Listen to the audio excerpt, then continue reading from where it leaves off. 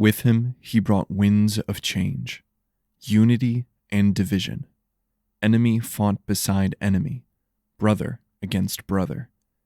He tore the children asunder and pieced them back together in two, then one. Praise to he who came from the stars. Praise to he who would return us to them. Excerpt from The Prophet of Man, author unknown.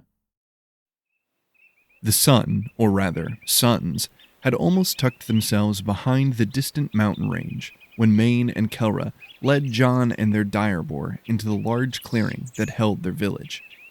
It was a large village, at least by more primitive standards, a few 100 meters across with dirt and cobblestone roads leading between log and cement structures with thatched and shingled roofs. It appeared as a strange mix of primitive and more modern techniques.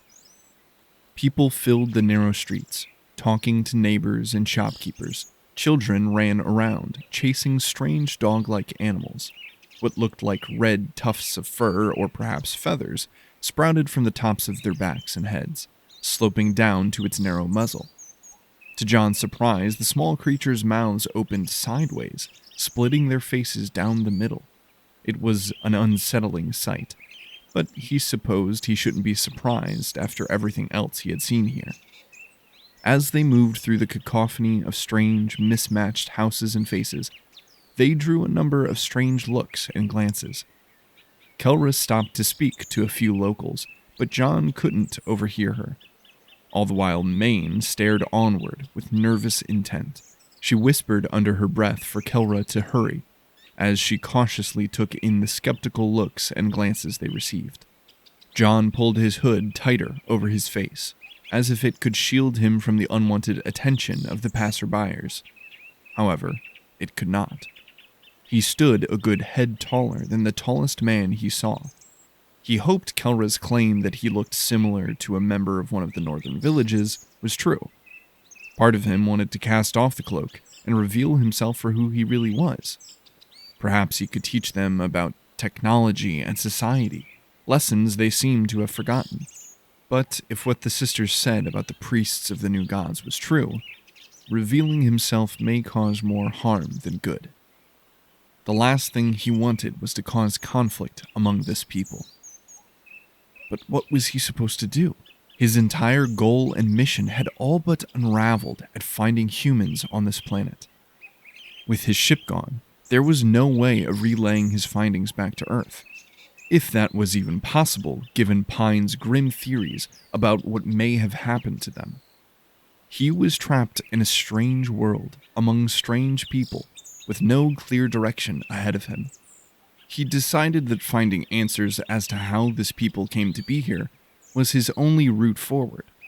Not that they would be forthcoming with that kind of information. He wanted to teach them all he knew about the universe.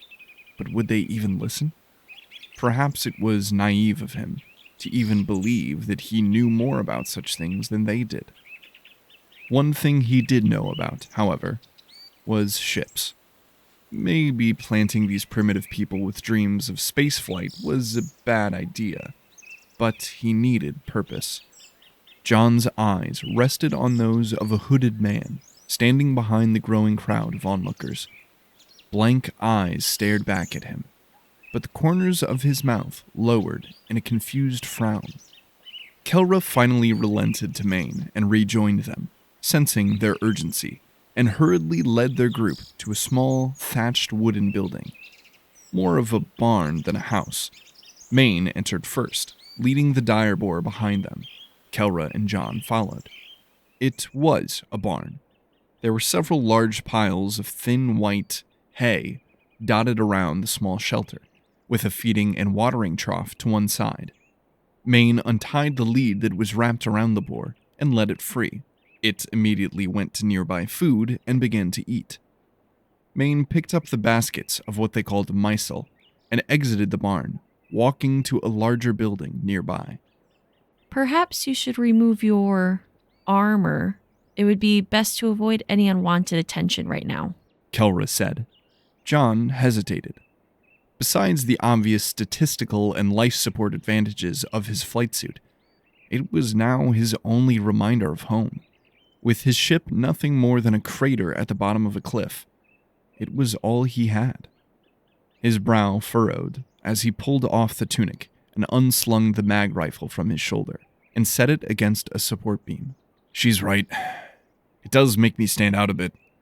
Will I lose you if I take it off? John asked Pine. You don't remember where my primary processor is, do you? John didn't. He hadn't really thought about it. If he had to guess, he probably would have said the ship contained it. But seeing as how it was most likely completely vaporized, that was obviously not the case. He supposed he had subconsciously believed that it had been built into the suit's life support structure. But evidently that was not the case either. No, was all he said in response. Just keep the bone conduction speaker around your neck, and you'll be fine.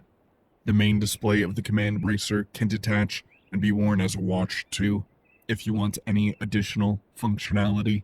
He started removing his suit, one piece at a time, after unclipping the cracked helmet from where it hung from his belt strap. Even though he had only been wearing it for several hours, he felt naked in just his thin white jumpsuit after removing the life support shell.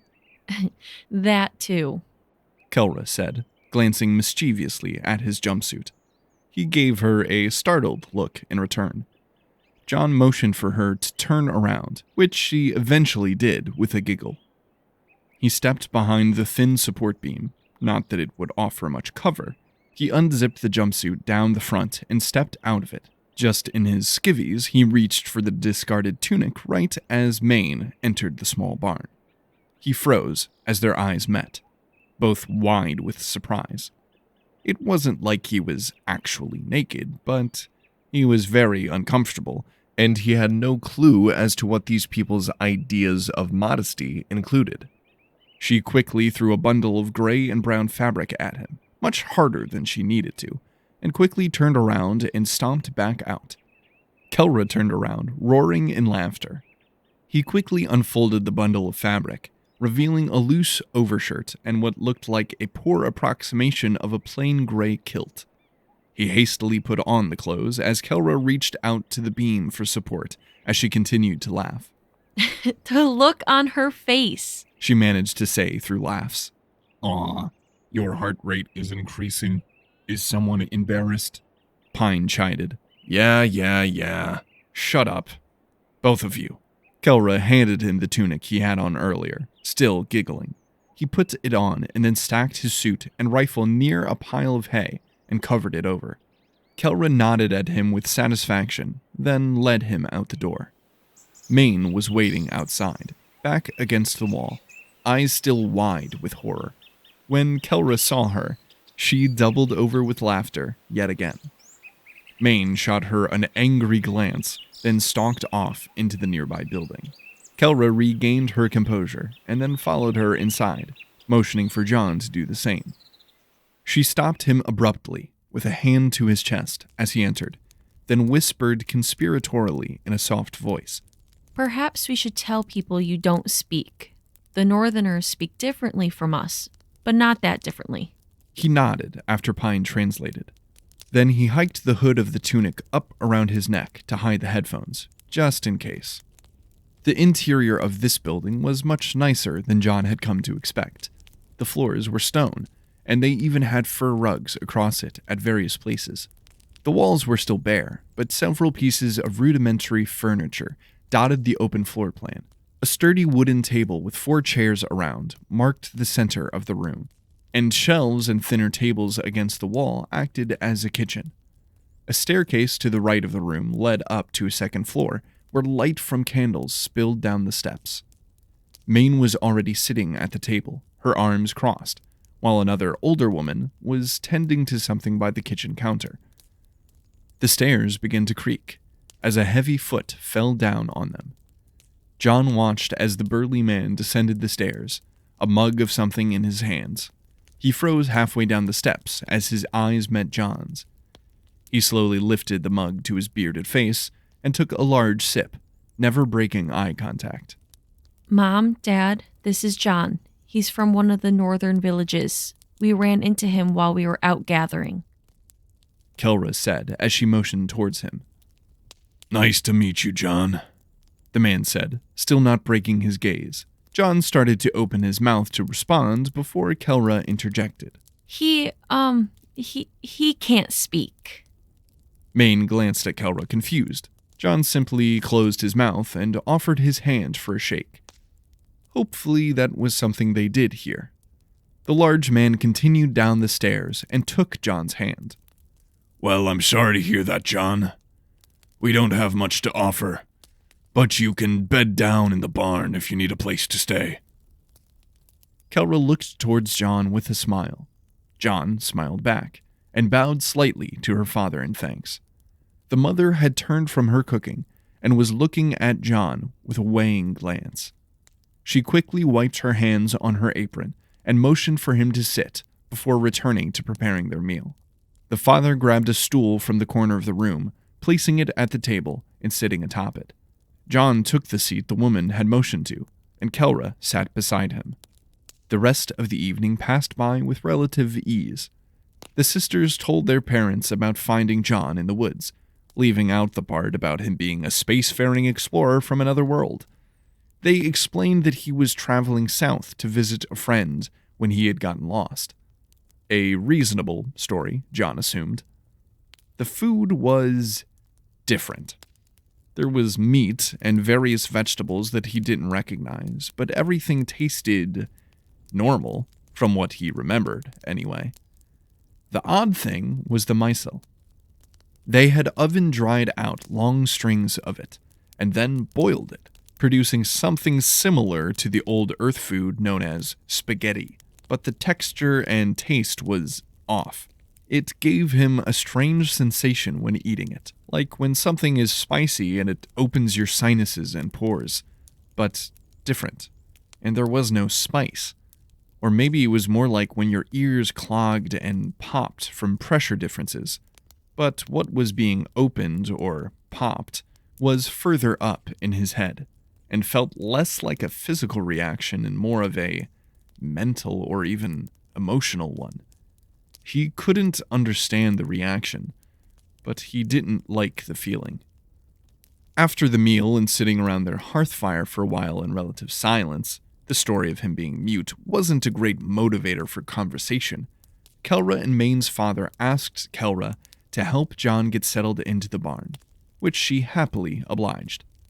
She gathered up several blankets made out of some form of coarse wool and motioned for him to follow her. They exited the house into the street.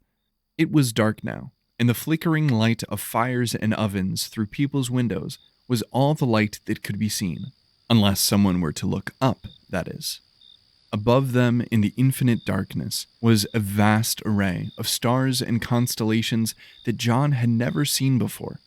A massive belt of stars split the sky in two, shining with brilliant light and color.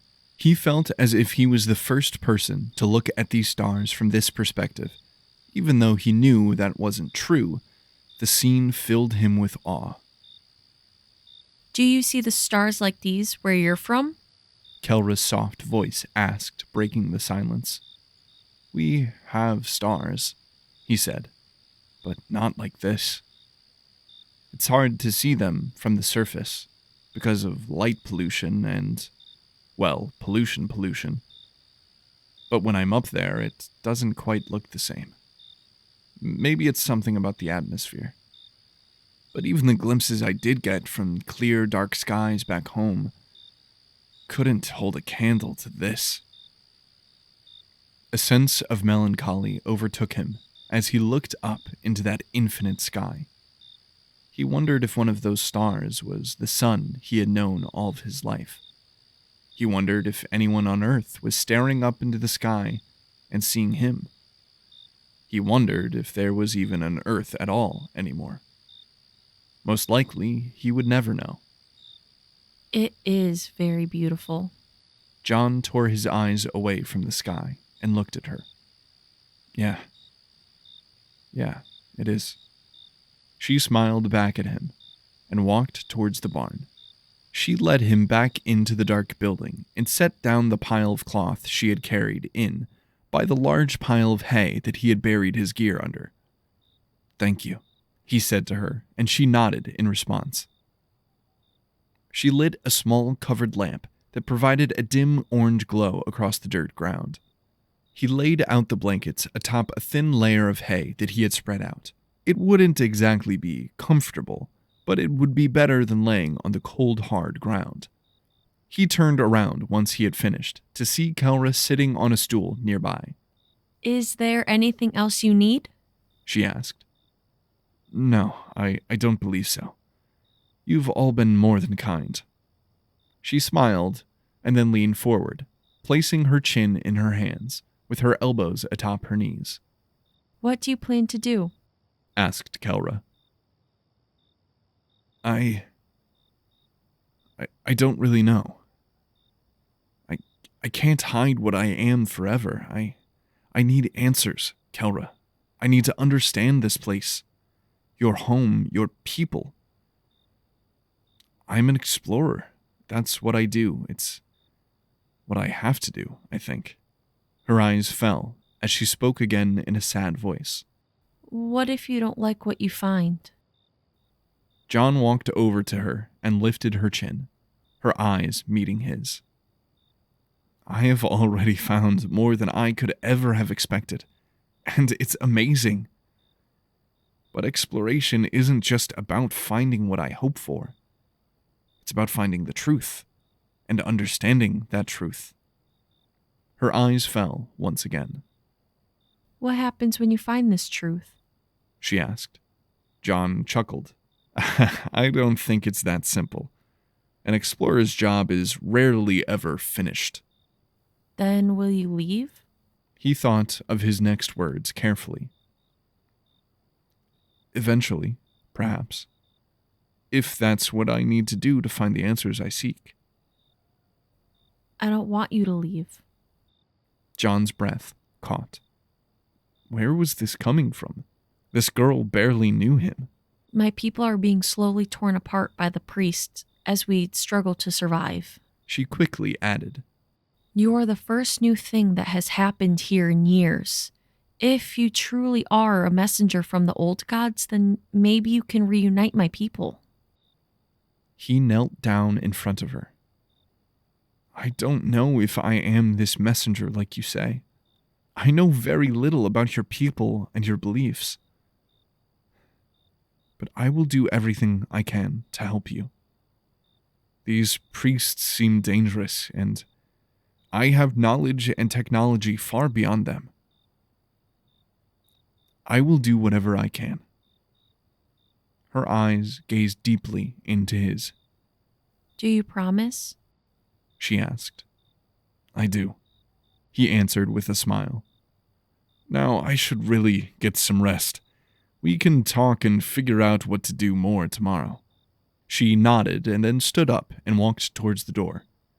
She stopped and looked back over her shoulder, one hand resting on the doorframe, her deep red hair reflecting the pale starlight. Good night, John, she said, before walking out into the night. Good night, Kelra. Maine jumped away from the crack of the wall where she had been watching her sister and the strange alien man. She pressed her back against the side of the exterior barn wall and slowly slid down to the ground behind a wooden storage crate as Kelra exited the structure. She quietly watched her sister return to their house and close the door behind her. Maine steadied her breathing before standing up and glancing back through the crack in the wall. She watched as John removed the covered lamp from the wall and set it down beside his mat. He removed his tunic and bundled it up to use as a pillow. He laid down and spoke to himself in his strange alien language before holding up his wrist. She started back as a large orb appeared over the small device he wore. It was the same strange planet he had shown them before. He stared at it longingly, before speaking again. The image distorted and vanished. Then he rolled over and extinguished the lamp. Within minutes, he fell fast asleep. Maine watched him for several moments. She didn't know what she was looking for, but she did not trust this man. He terrified her in a way that she couldn't quite articulate. he could change everything. Part of her was excited by that notion. Change. But the rest of her recoiled in fear.